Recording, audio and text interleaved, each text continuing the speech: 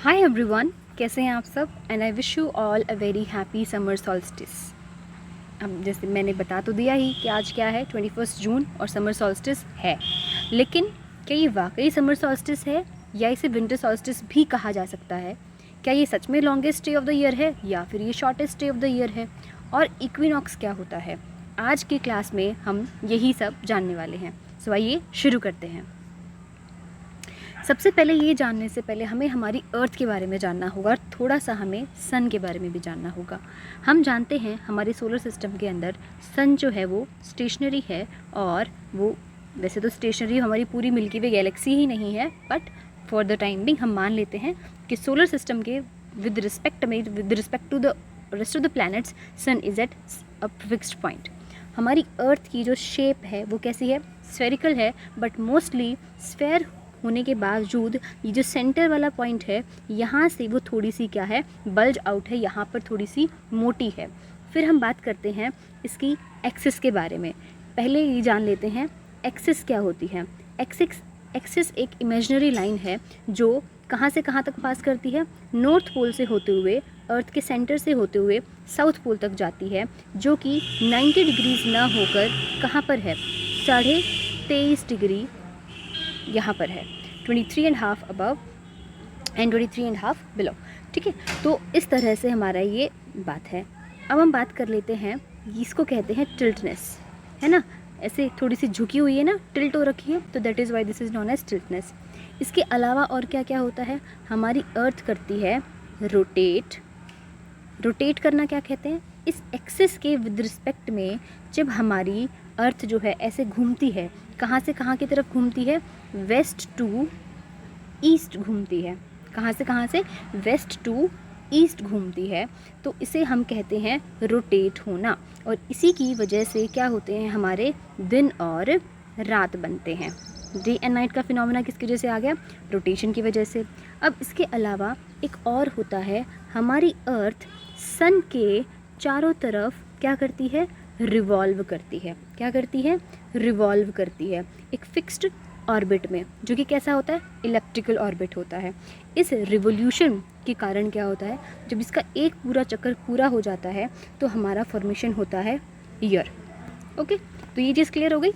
टिल्टनेस की वजह से क्या होता है, तिरछी होने की वजह से सूरज की जो किरणें होती हैं वो अनइक्वली हमारी अर्थ तक पहुंचती हैं। जहाँ पर वो ज़्यादा पहुंचती हैं उधर थोड़ा सा उधर समर हो जाती है, और जहाँ पर वो कम पहुंच पाती है वहाँ पर हमें विंटर देखने को मिलता है। ठीक है, तो इसका मतलब टिल्टनेस की वजह से क्या आ जाता है, सीजनल चेंज हो जाता है। रोटेशन की वजह से हमारा डे एंड नाइट फॉर्मेशन होती है, एंड रिवोल्यूशन की वजह से हमारे ईयर फॉर्म होता है। ईयर भी नॉर्मल ईयर होता है जिसमें 365 डेज़ होते हैं, एक लीप ईयर होता है जिसमें 366 होते हैं। वाई इट हैपन्स, बिकॉज जो हमारा दिन होता है वो 24 घंटे का ना होकर 23 आवर्स एंड 56 मिनट्स का होता है। ठीक है, तो ये जो 4 मिनट बचती हैं 365 दिन, वो एक साल एक बार में जुड़कर क्या हो जाता है, हमारा वो जो 366 डे जो कि फेब में आता है वो बन जाता है। तो चलिए, ये सब तो बात हुई हमारी अर्थ के बारे में, रोटेशन के बारे में और रिवोल्यूशन के बारे में। अब हम बात कर लेते हैं आज के बारे में। आज क्या है, आज अर्थ जो है हमारी, उसके सेंटर में से होते हुए इमेजिनरी लाइन है। देखो, दो तरीके से लाइनें बनाई हुई हैं लोगों ने, एक होता है लैटिट्यूड, एक होता है लॉन्गिट्यूड। ठीक है, लैटिट्यूड, इस तरीके से जो लाइनें आपको दिखती हैं वो लैटिट्यूड्स होती हैं। क्या होती हैं, लैटिट्यूड्स। ये मैं सिर्फ आपको एक तरीके से जैसे दिख रहा है, स्फेयर है तो पूरा ये ऐसे पूरा पीछे से भी होकर आता है आपका। ठीक है, तो अब इस हमारी अर्थ के जो बिल्कुल सेंटर से होके जो जाती है उसे हम कहते हैं इक्वेटर, और ये होती है 0 डिग्री। फिर इससे ऊपर एक जो लाइन होती है उसे हम कहते हैं ट्रॉपिक ऑफ कैंसर, जो कि कितनी होती है, 23.5 डिग्री नॉर्थ। क्योंकि जो इक्वेटर है वो हमारी अर्थ को 2 हेमिस्फेयर्स में डिवाइड कर रही है।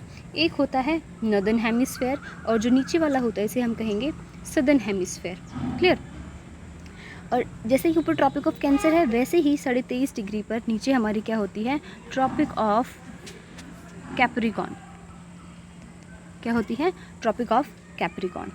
ऊपर होता है नॉर्थ पोल जो कि हमारा आर्कटिक रीजन हो जाता है, और नीचे रहता है साउथ पोल जो कि हमारा एंटार्क्टिक रीजन हो जाता है। Clear? This should be clear to all of you. अब यहीं से बात आती है नॉर्दर्न हेमिस्फेयर और सदर्न हेमिस्फेयर में। जब इक्वेटर ने इसे डिवाइड कर दिया है, तो अब जब सूरज जो है हमारा, सन जो है टिल्टेड है हमारी अर्थ, तो अब इसकी रेस क्या होंगी? एक टाइम पर ऐसा होता है कि सीधे इक्वेटर पर पड़ती हैं। जब ये सीधे इक्वेटर पर पड़ती हैं तो बनता है इक्विनॉक्स, ठीक है। और जब ये ट्रॉपिक ऑफ कैंसर पर या फिर ट्रॉपिक ऑफ कैप्रिकॉर्न पर पड़ती हैं बिल्कुल सीधे, तो बन जाता है सॉल्स्टिस। क्लियर? अब वो विंटर कब होगा और वो समर कब होगा, ये डिपेंड करेगा हमारी लोकेशन पे कि आप कहाँ पर हैं, आप कहाँ से इसको देख रहे हैं। अगर आप नॉर्दर्न हेमिस्फेयर में हैं तो आप जब ट्रॉपिक ऑफ कैंसर पर हमारी सनरेज पड़ रही होंगी डायरेक्ट, तो आप उसे समर सॉल्स्टिस कह देंगे। लेकिन सेम डे जब सन आपका ट्रॉपिक ऑफ कैंसर पर है तो यहाँ से वो दूर है ना, और सदर्न हेमिस्फेयर में उस वक्त क्या है? विंटर्स हैं। तो नीचे सदर्न हेमिस्फेयर के विद रिस्पेक्ट में ये क्या हो जाता है? विंटर सॉल्स्टिस हो जाता है। क्लियर? तो सदर्न आज के दिन 21 जून को क्या हो रहा है? हमारी जो सूरज की जो किरणें हैं वो सीधे सीधे कहाँ आ रही हैं? ट्रॉपिक ऑफ कैंसर पर आ रही हैं, और इसी वजह से हम कहाँ हैं? नॉर्दर्न हेमिस्फेयर में हैं, और इसीलिए हम आज के दिन को क्या बोल रहे हैं? Summer solstice. लेकिन अगर यही बात मैं सदर्न हेमिस्फेयर के विद रिस्पेक्ट से देखूं तो आज ही का दिन वहाँ पर क्या है? विंटर सॉल्स्टिस है। लेकिन हम जब भी गूगल करेंगे या फिर कुछ भी करेंगे तो समर सॉल्स्टिस के नाम से हमें 21 जून ही मिलेगा। ऐसा क्यों? क्योंकि जो हमारी मोस्टली जो पॉपुलेशन है ना, अर्थ जितने भी कंट्रीज़ हैं, मोस्टली वो सारे के सारे नॉर्दर्न हेमिस्फेयर में लाई करते हैं, एंड दैट इज़ वाई आपके 21 जून को हम लोग mostly in general summer solstice ही कहेंगे। अब समर सॉल्स्टिस के दिन होगा क्या? ट्रॉपिक ऑफ कैंसर पर जब सूरज आ रहा है, ठीक है, तो मतलब कि आपका जो नॉर्थ पोल है it is more tilted towards the earth, है ना, क्योंकि सन तो स्टेशनरी है। जो रोटेशन या रिवोल्यूशन या फिर जो टिल्टनेस है वो किसकी है? वो अर्थ की है। तो आज के दिन अकॉर्डिंग टू नासा जो हमारा नॉर्थ पोल है वो इक्वेटर के विद रिस्पेक्ट में कंपैरेटिवली 30% मोर एनर्जी उसको मिलेगी। क्लियर? आई होप समझ गए होंगे। चलिए एक बार फिर से देख लेते हैं। देखिए होता क्या है, सन है, ठीक है, हम लोग शुरू करते हैं मार्च से। सबसे पहले हम 21 मार्च की बात करते हैं, जब हमारा क्या होता है? समर इक्विनॉक्स होता है, या फिर जिसको हम लोग क्या बोलते हैं, उसको हम वर्नल इक्विनॉक्स भी कहते हैं। वर्नल इक्विनॉक्स, या फिर हम उसे स्प्रिंग इक्विनॉक्स भी कहते हैं, क्योंकि उस समय यहाँ पर क्या हो रहा होता है? बसंत ऋतु होती है ना। इस दिन क्या होता है? सन की रेस पड़ रही हैं डायरेक्टली ऑन इक्वेटर। अब धीरे धीरे क्या करेगा? सूरज ऊपर की तरफ जाएगा, और अब धीरे धीरे जो सूरज की जो किरणें हैं वो इक्वेटर से शिफ्ट होकर ट्रॉपिक ऑफ कैंसर की तरफ आना शुरू हो जाएंगी। और जब वो यहाँ पर पहुँचेगा तो यहाँ पर कहाँ था? मार्च में, मार्च, अप्रैल, मई, जून। जून कब? 21 जून को वो पहुँच गए कहाँ पे? ट्रॉपिक ऑफ कैंसर पर। अब इससे ऊपर नहीं जाएगा सन जो है, कभी भी ट्रॉपिक ऑफ कैंसर से ऊपर नहीं जाएगा और ट्रॉपिक ऑफ कैप्रिकॉर्न से नीचे नहीं जाएगा। मतलब कि अर्थ की जो हमारी रोटेशन है, रिवोल्यूशन और टिल्टनेस है, वो हमेशा इस तरह से रहेगी कि सूरज की किरणें जो है वो इनके बीच में ही, मतलब किरणें तो हर जगह पहुंचती हैं, लेकिन जो सूरज है उनकी जो पोजीशन है वो हमेशा कैंसर और कैप्रिकॉर्न के बीच में ही रहेगी। तो अब क्या होगा? अभी यहाँ से वापस आना शुरू होंगे, फिर से वापस आएंगे, तो एक टाइम फिर से ऐसा आएगा जब इक्विनॉक्स, जो भी इक्वेटर है इसके ऊपर डायरेक्टली हमारी सूरज की किरणें पड़ेंगी। उस दिन को हम क्या कहेंगे? अगेन हम उसको क्या कहेंगे? इक्विनॉक्स कहेंगे। और ये वाला जो इक्विनॉक्स है ये कौन सा होगा? ऑटम इक्विनॉक्स, ठीक है, पतझड़ वाला इक्विनॉक्स। क्लियर? और ये कौन सी डेट होगी? अब देखो, जून था, जुलाई, अगस्त, सितंबर में ये कहाँ पहुँच गए? 22 सितंबर को कहाँ पहुँचे? ये दोबारा से इक्विनॉक्स आ गया। अब इक्विनॉक्स आ गया था, अब फिर से क्या होगा? हम इक्वेटर थे, इक्वेटर से कैंसर पे गए, कैंसर से वापस इक्वेटर पर आए, अब ये कहाँ जाएगा? कैप्रिकॉर्न पे। अब जब ये कैप्रिकॉर्न पे जाएगा तो हम मार्च, अगस्त, सितंबर पे यहाँ थे, अब दिसंबर में हम कहाँ होंगे, यहाँ पर।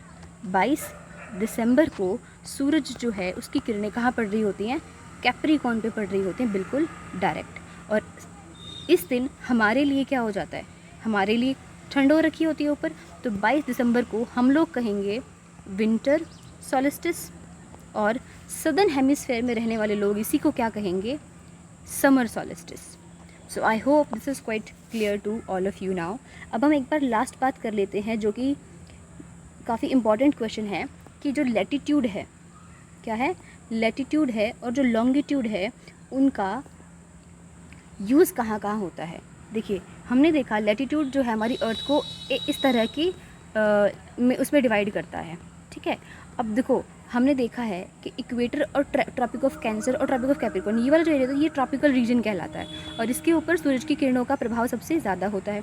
तो यहाँ का मौसम क्या होगा ये इसके लैटिट्यूड के अकॉर्डिंग हम लोग डिसाइड कर सकते हैं। तो दैट मीन्स जो लैटिट्यूड है वो डिफ़ाइन करता है सीज़न को कि कैसा सीज़न होगा, और जो लॉन्गिट्यूड है उसका काम कहाँ पर आता है, उसका आता है डेट या फिर टाइम को बताने के लिए, ठीक है।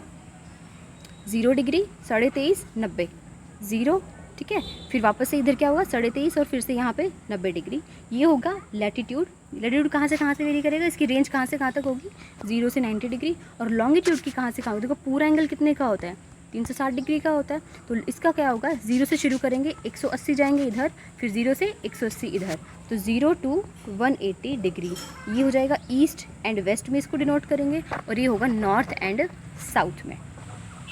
अब क्वेश्चन ये हो जाता है, इंटरव्यू में पूछा गया था, यूपीएससी के इंटरव्यू में ही पूछा गया था कि लैटिट्यूड एंड लॉन्गिट्यूड दोनों का एक साथ यूज़ कहाँ पर होता है।